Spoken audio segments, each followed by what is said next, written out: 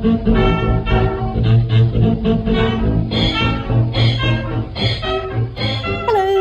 and welcome to another video. This week I am going to tackle Bella's birthday dress from Twilight New Moon.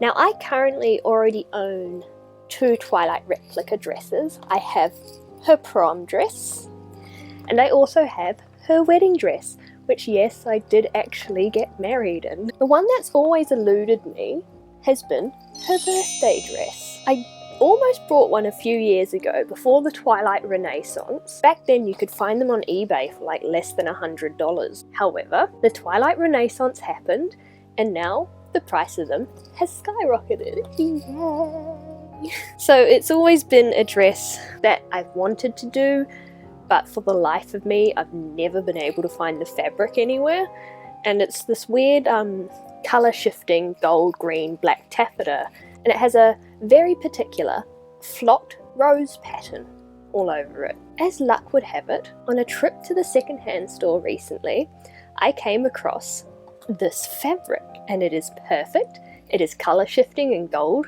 and green and black, and there was just slightly less than 2 meters of it.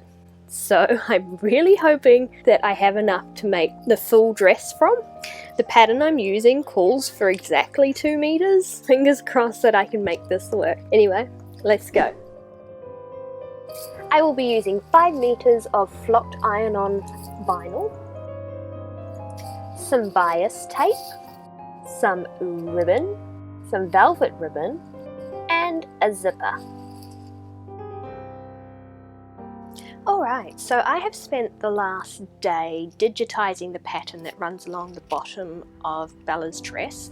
I did it first on Photoshop and I spliced all the images I could find of the wrinkled up skirt together to try and get something that was flat, and I think I achieved it.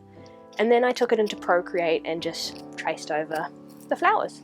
So the next step now is to cut it out on a Cricut, do a test piece out of the flocked vinyl that I have, and then see if it's actually going to work. Fingers crossed. Let's go.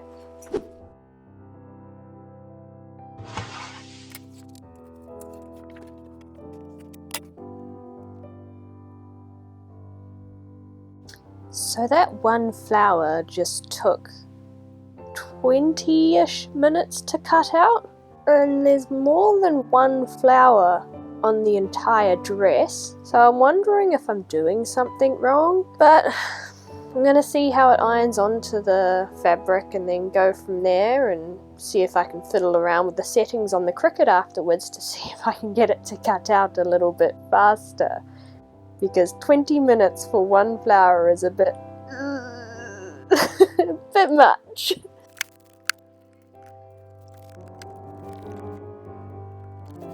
Right, so here you have it. Here is the test flower.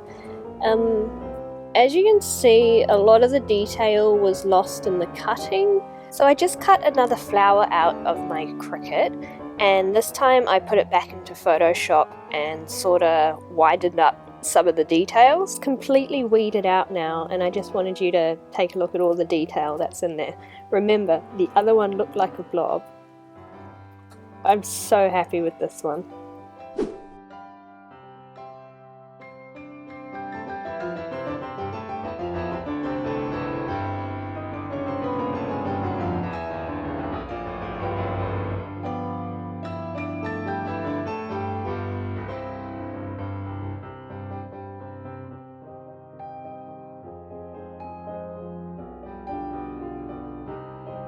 This is where I'm at with the dress so far.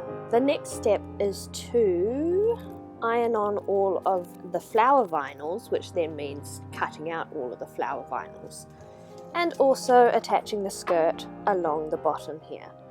Now I will be doing a different skirt than what's in the pattern. The pattern called for like a circular panel skirt, whereas I'm just going to do a rectangular panel skirt. So that's what we're doing now. This is my favourite rectangular skirt pattern, and the cool thing about it is that it also includes pockets. So I'm just hoping that I have enough fabric to actually be able to use this one.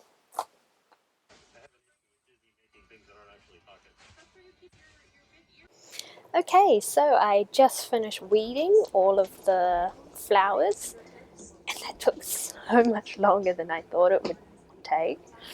And the cool thing is I now have another 20 that are currently cutting out on my cricket just down here that I'm going to have to weed as well. And then I have to do the giant border pieces that run along the bottom of the skirt too. But I'll get that all done. And then from there, I've just got to iron the flowers onto the thing, the dress.